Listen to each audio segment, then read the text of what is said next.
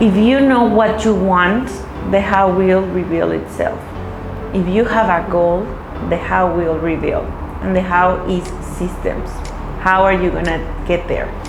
Now, if you really want to understand what I'm talking about, you should really go back and watch video number 1 about the use of systems and the use of goals to really help you understand what I'm talking about. But in today's video, we will talk about personal development systems, habits, and goals. What are the 3 of them? How can you integrate them? And how can you organize your personal life to really have the outcomes, goals that you really want? As I already explained, but I will explain it again real quick. We have in the center the goal, which is where we want to go, what we want to achieve. And then we have a system that's composed of 3 things: replicable, automated, and scalable. Now that we have, how can you apply that into your personal life? That's with the use of habits. Habits are the art of repetition.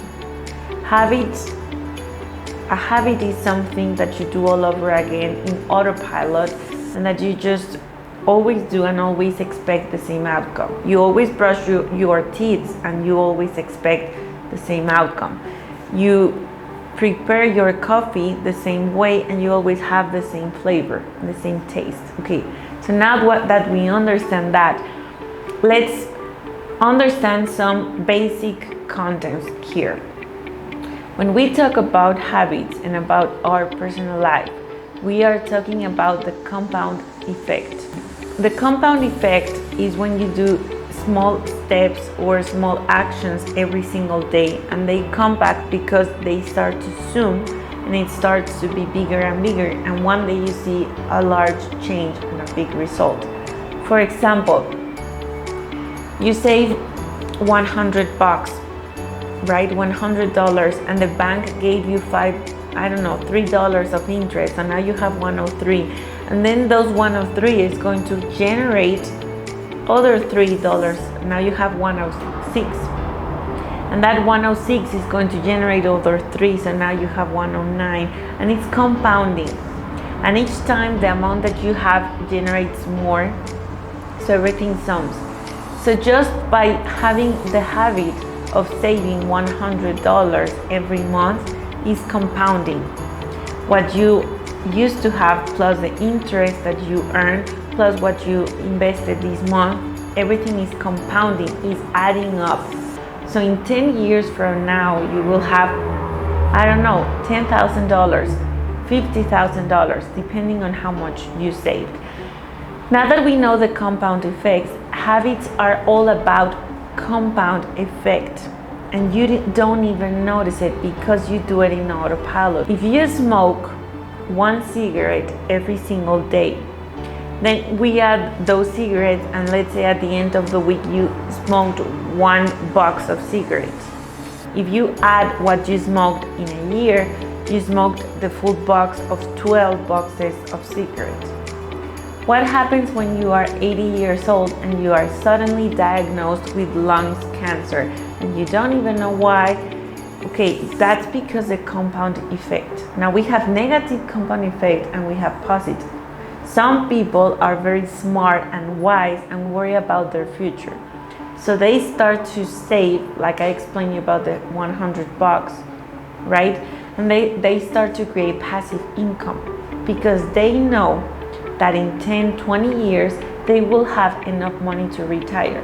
The problem is when you never worried about that. So you never saved, now it's time to retire, now you don't have passive income, and now you are like, what am I gonna do? So compound effect is the sum of the result of small actions every single day. The thing here is you need to set the end date. How much money do you wanna have at the end of your life, or when you are 60 years old? So if you want to have $100,000 or $2 million or whatever amount that you set, then you do reverse engineer. How much money do you need to save per year? Right now you are 20 or 30, so you have 30 years to save that kind of amount. Okay, how much? Plus the interest rates that are going to add up. So how much are you gonna be making in your investment? Or how is your health going to be if you smoke that amount of cigarette? Or what happens if you walk 1 block every single day instead of driving a taxi? That compounding effect of walking 1 block is going to make you lose weight. So you would have lost, I don't know, 10 pounds, 20 pounds at the end of a certain amount. So we need to always take into consideration the compound effect when we want to achieve a certain goal, okay? Because the compound effect is the day-to-day activities that are going to take us to that destination.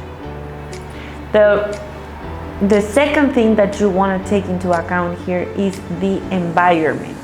And there is a saying that says that we are the sum of the 5 people we spend most time off with. So if you spend most time with people that don't like to work, you are most likely never going to work. If you spend time with people who, talk really bad about themselves, you are going to do that as well. If you spend time with people that go to the gym, you will go to the gym with them. Why?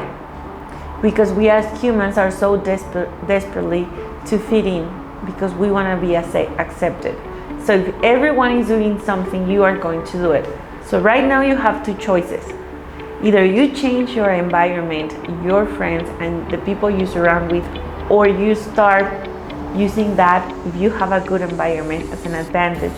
You really start learning their positive habits. Okay, so step number 2 is the environment. And step number 3 is how can I create a new habit or remove a new habit. So we have, as you can see here on the screen, we have step number 1, the cue, step number 2, the craving, step number 3, the response, and step number 4, the reward. Now I took this little box from the book Atomic Habits. You can read it, it's extremely good. I really recommend you. So the cue, what does that mean? You have to make it obvious. If you want to go to the gym, you have to make it obvious. If you want to remove a habit, you need to really see that it's obvious that you should not be doing that. So if you want to do something, you can put reminders. You can start making obvious to you the fact that you need to do that new habit. Why? Because habits become automated. We do them in autopilot, so you don't even notice that you are doing something until someone tells you you are. So if you want to add something or remove something, you need to make it obvious. Step number 2, craving. So you need to want to do it because it's fun, because you like it. We only do things that we like, that we enjoy. If you don't have a habit right now, chances are that you don't like it. So you need to make it attractive. So you like saving money because then you can reward yourself and go somewhere, travel, buy a nice bag, buy nice glasses, because it's attractive. Step number 3, you have to make it easy. Okay, you have to make it easy for you to do something and make it hard for you to not do something. If you are used to watching, TV every night and you want to read a book, you have to make it easy. First, you need to put the book in your nightstand.